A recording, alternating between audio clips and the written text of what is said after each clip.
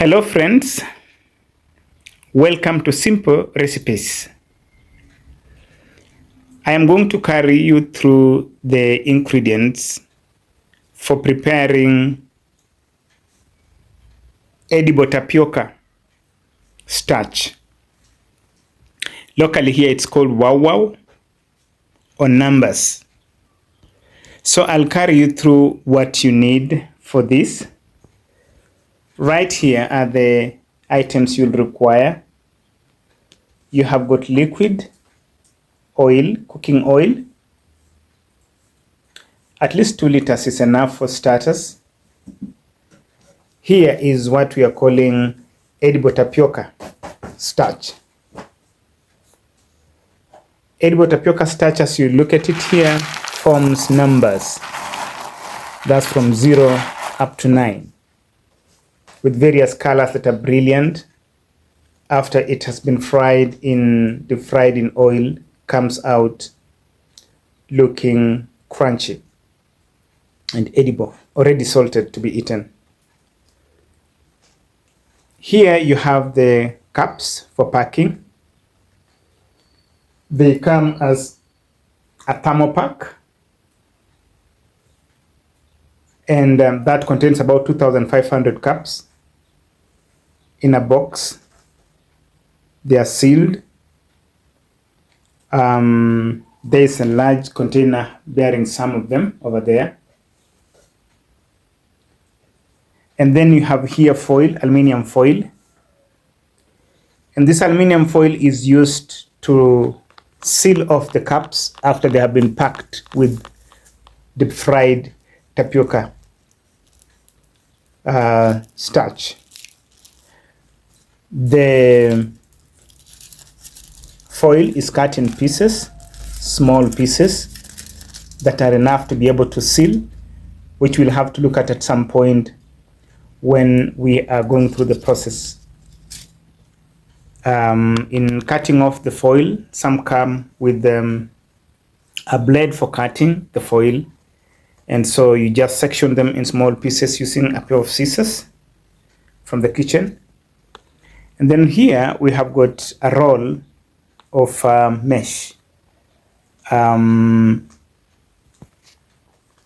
This is used to package the cups after they've been filled with tapioca, edible tapioca.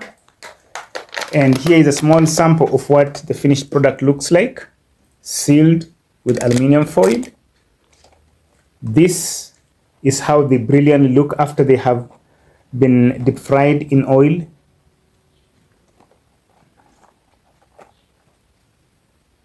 And then after you have sealed them, sealed manually, then these are packed in cases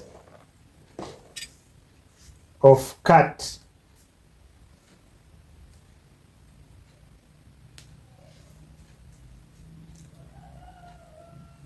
the net looks like this. It's sealed off on one end, and the other rear end is what is used to package this. And so this, friends, what you basically require to start preparing edible tapioca starch.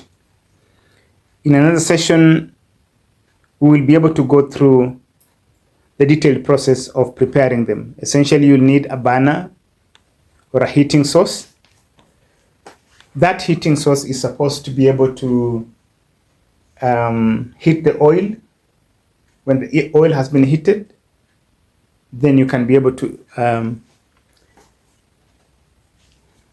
boil the tapioca. It puffs up, brightens in color, and then you can pack it, seal it, and then it's ready for consumption. If it's locally consumed, you don't need to seal it.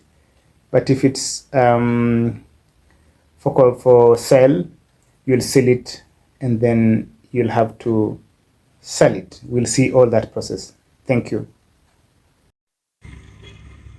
Hello friends, and now we'll carry you through the process of preparing tapioca starch.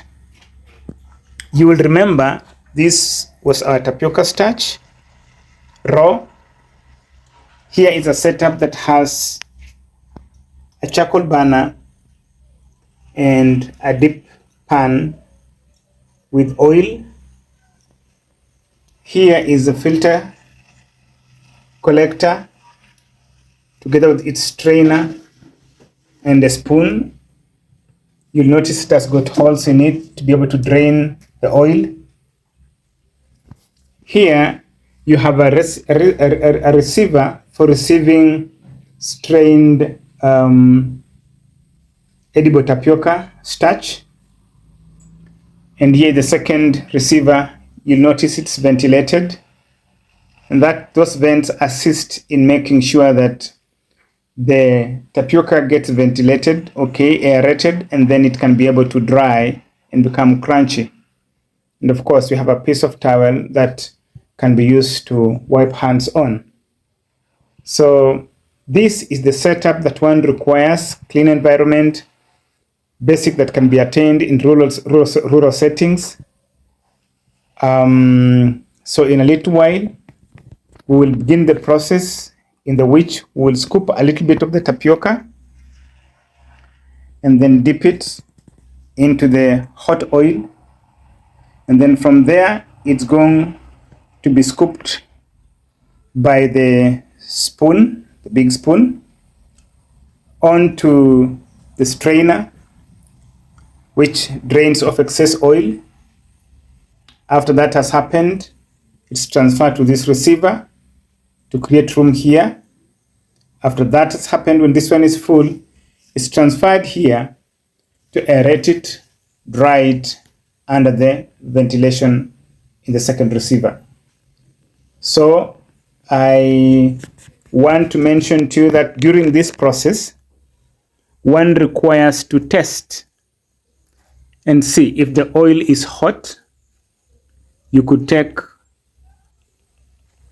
one of the pieces of tapioca, send to take an IR6, dip it into the oil, and observe.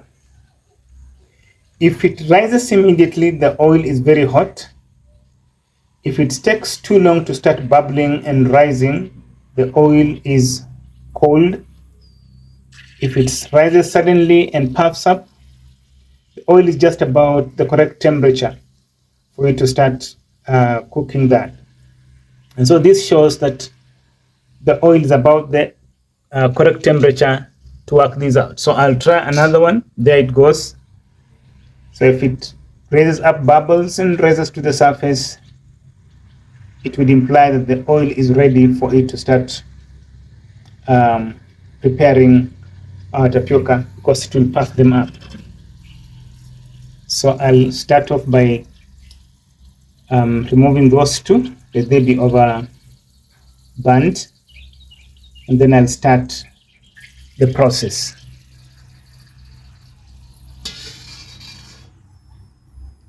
Strain off the excess oil, then I'll transfer it right there. So we'll meet in the next video when we are doing the complete process that you can see. Thank you so much. Welcome again to the process of making edible tapioca starch. And so we'll scoop this, gently dip it in the oil, adjust it. See, suddenly it starts rising to the surface. It's puffed up. Make sure that all of the pieces are dipped in oil and puffed up.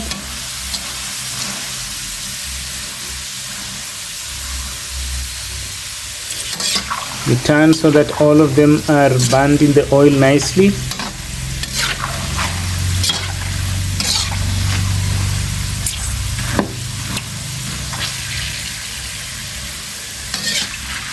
And you start your draining as you transfer it.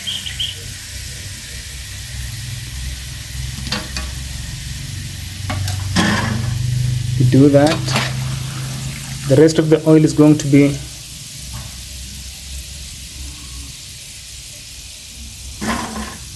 drained off by the strainer.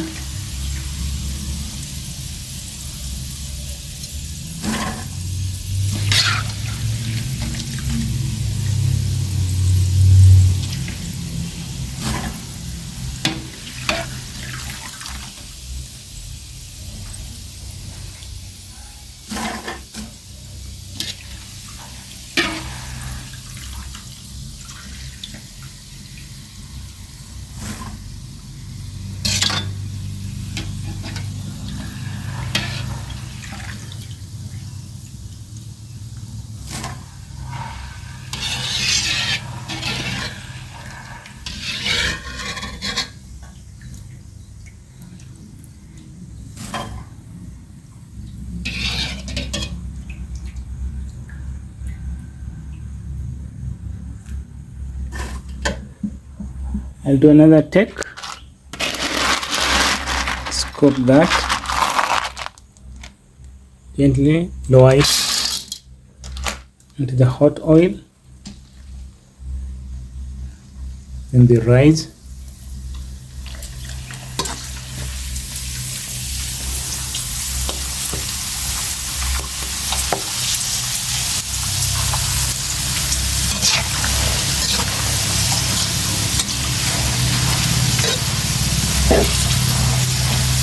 If the oil is getting too hot, close the entry,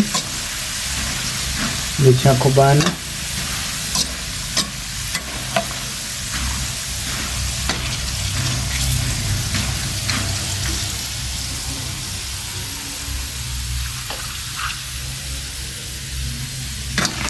Again, remember to turn it nicely.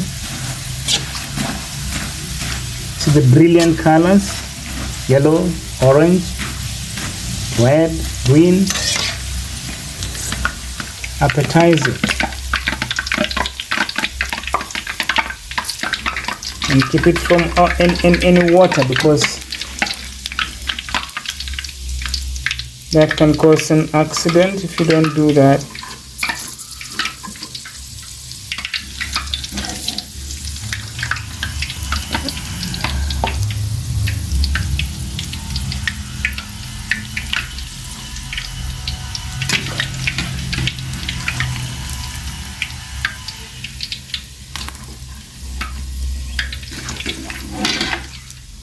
So you transfer this and put it inside here.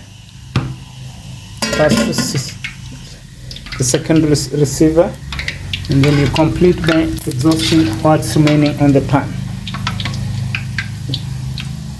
We'll move next to see the next step. Thanks for now. Hello friends, here we are again. This is the starting point. You can see the difference between the edible tapioca starch that's not cooked and raw. This is what we are frying, deep frying. This is resting on the strainer to drain off oil. This is the first receiver, and then the second receiver. So we are going to go through the motions of transferring the tapiocas across the receivers.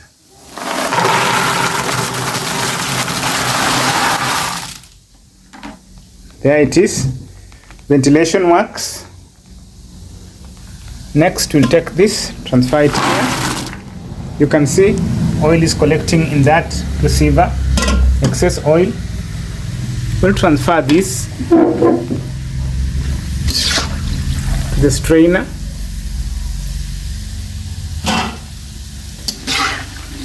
If you let them stay a little longer, they'll burn off. So this one almost getting burned.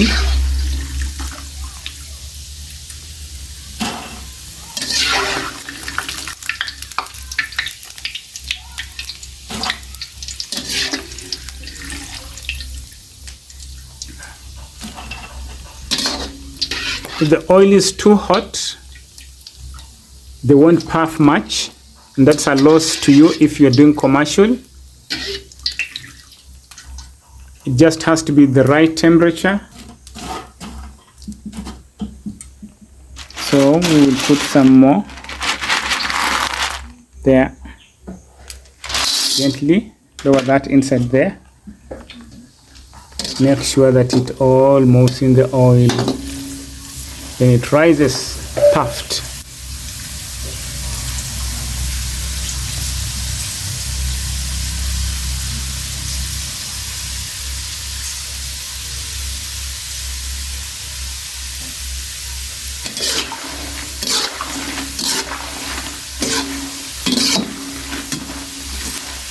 And keep an eye on the flame. Check to see if it's enough. You keep controlling by closing and opening the shutter.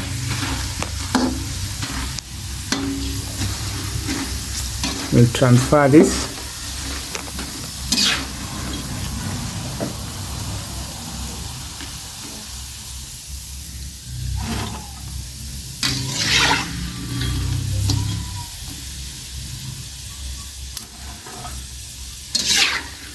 When the oil gets too hot and seems like it's burning the tapioca, you can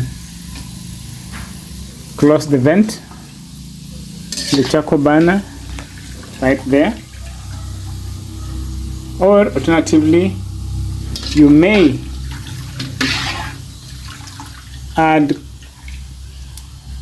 coal oil that's not as hot.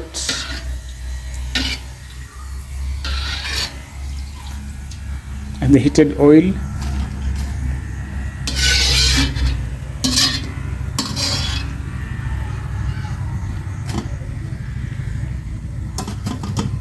Yeah, we'll transfer some more. The process continues.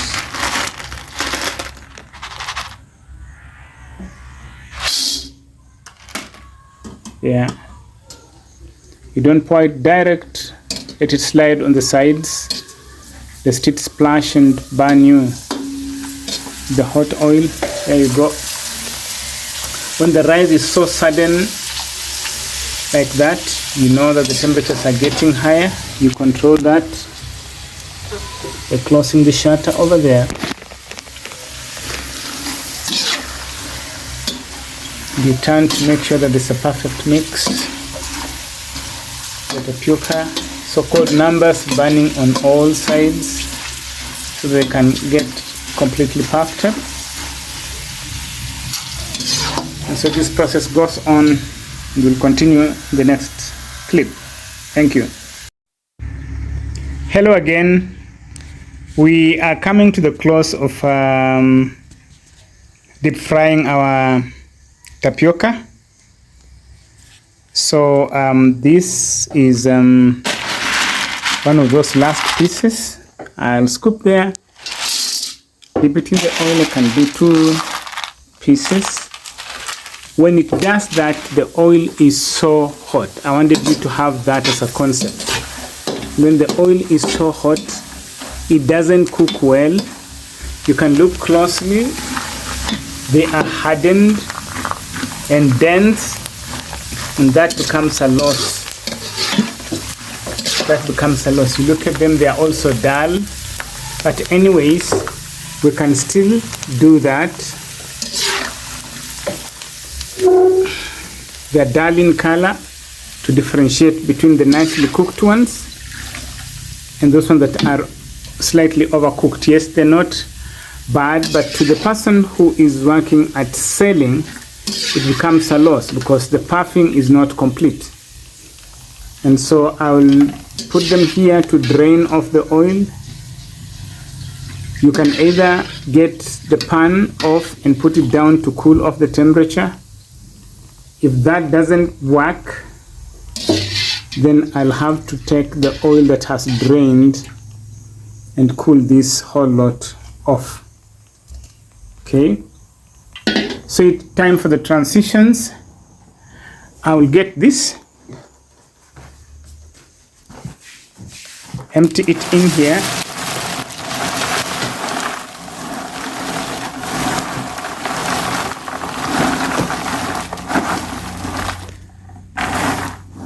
That's how far it goes. What remains, I'll get this, I'll dunk it in here, and then after doing that, I'll get the oil to help me cool off this because it's rather hot. So that kind of reduces the temperature, lowers the temperature. And now with that lowered temperature, I am able to cook without overheating. You see, it doesn't immediately start fizzling, meaning the temperature has been lowered some.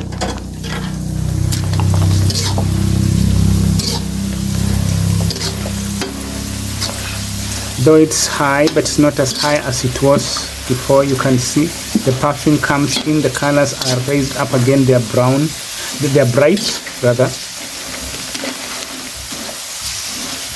and they are less dense. So we are back in the game. And so those are the two things to watch out for, that it doesn't overcook and then it doesn't undercook. When it undercooks, the ends of the tapioca numbers are going to be sharp and shiny, and they maintain the dull color originally as it was before deep frying. So this is a piece I hope that we should appreciate.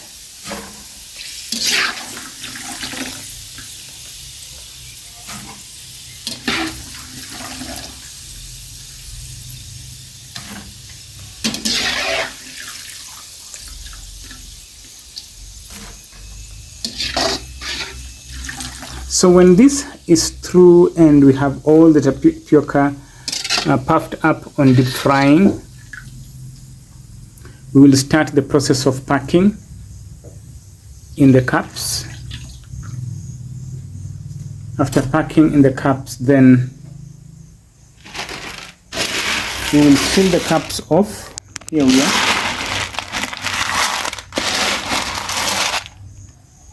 There. Again, lower it gently on the sides. You can fill it with that. See, the rice is slowly, actually gently so.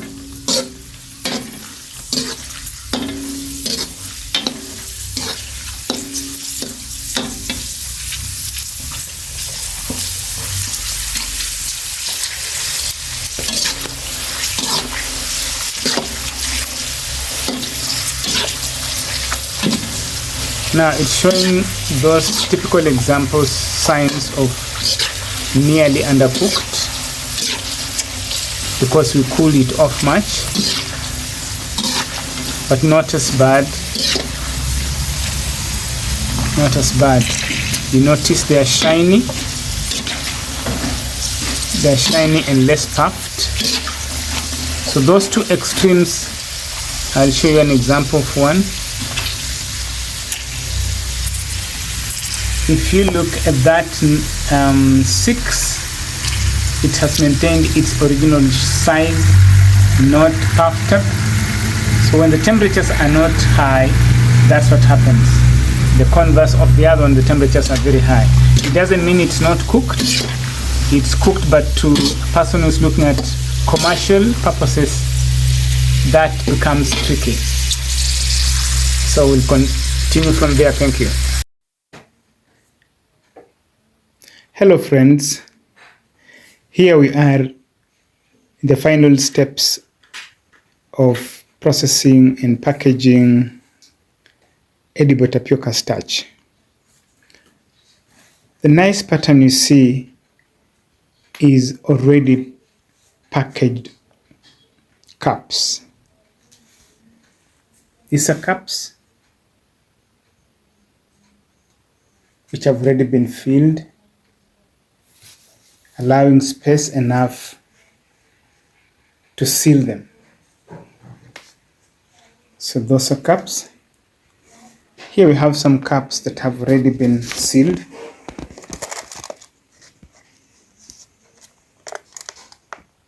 We'll go through the process of sealing so that you can see how sealing is done.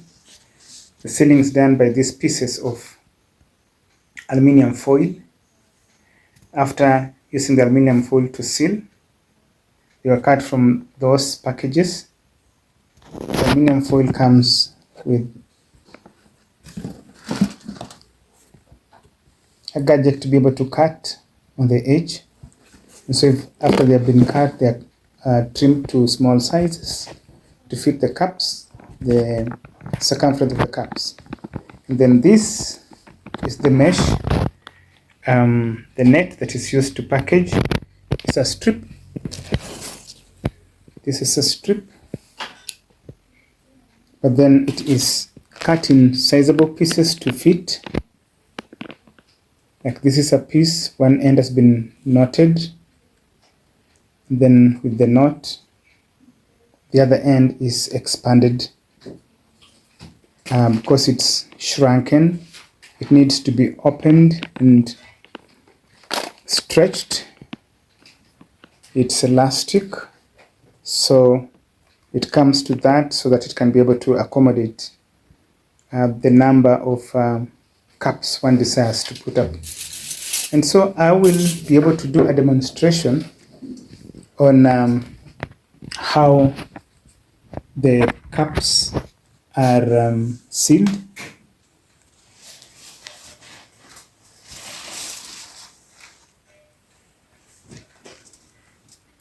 I'll pick one of these cups from this pattern. Then I'll pick a foil. So to fit that, the hands are clean, they're washed. Then apply pressure on top of it like that. After pressure, then you tuck in these margins. They fall easy. After tucking in these margins,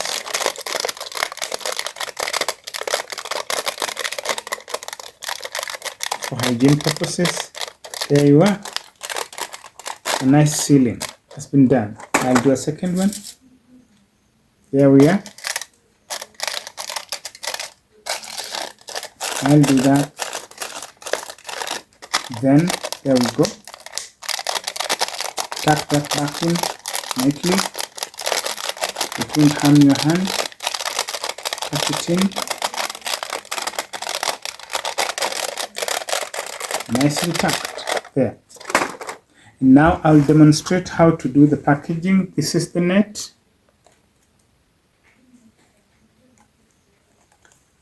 With that net, distended, enough room. For these purposes, we are going to pack 12 pieces. And so we pack like that. Those are 4 ready. Going more. Another layer of 4.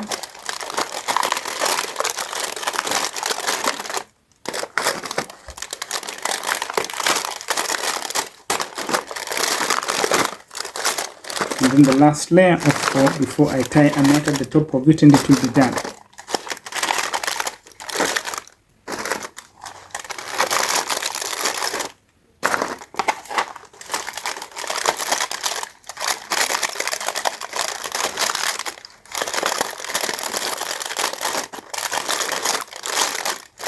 Nicely done. Look at that. Look at pieces. And then tie a knot to the top.